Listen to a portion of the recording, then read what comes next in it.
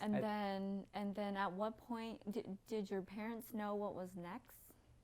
I think they know they're coming to America because all my uncle already up here. Oh, gotcha. Yeah, because my uncle, my younger uncle, my father's cousin, they had survived the war because they didn't have to go through the jungle like we did. They were like more of in the city folks. They have more closer to the transportation. Like when General Ren Pao fled, some of his commander, military elite, they get transported quickly overnight to helicopter, to plane, to Thailand, and then eventually faster to America. Whereas we took years to follow. So they were here first. And so they've been communicating with my father and waiting for us to register to come to America. And I think my father knew right away that's what he had to do. So with my uncle's guidance, my father decided we should go and interview to come to America. And you know, the hardest part I remember my father is the interview, because he was so scared, he didn't know what to say. Because if you failed it, they won't take you. And you have to either stay in Thailand or go back to Laos, right? And that was very scary for him. But unfortunately, when he went interview, they just flashed a general or a colonel from the Hmong General Ren Pao's military that he said he knew. They asked him one question: who do you serve under? And my dad mentioned the colonel's name, and they said, is it his name or is it his? Which one is him? Two photo, one fake and one real. And then he picked the right one. They said, oh, that's him. You know, you're right. You tell me the truth, you know. You're American side, like that.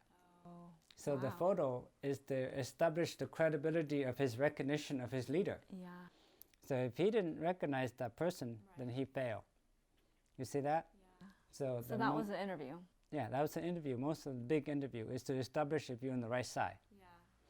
So if you did not know the right colonel or the right general, General Ren Pao is everywhere, so they know his face, right? So they're not going to interview him. They will interview his elite commander, whoever he's serving under. So if he recognized that person, then the Americans say, yes, we support these people. They can go to America, you see? So that's how we got to America, because my father established that we were on the side that was fighting with the American, you know. And that there's a correction I think we had to know, is that we're not fighting for American, okay? We're fighting with American, because we're fighting for what we want too. America's fighting for what they want too. So we were fighting with American, okay? But sometimes it's hard to say for the American, because America did not like fighting for themselves. That's why they withdrew. So the war in Vietnam was crazy, you know, very hard from both sides, for even the Hmong people, right?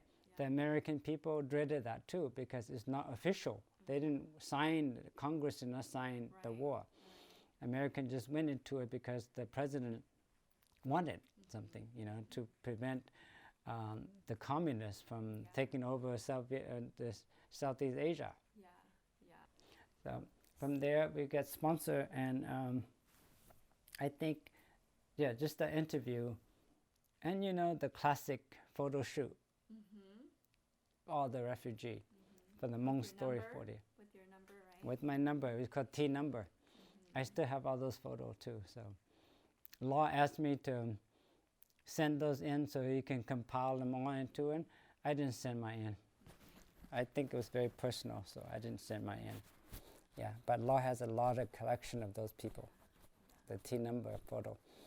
And I have those, and I still keep those as memory of all my sibling and me who were born in Laos and coming to America.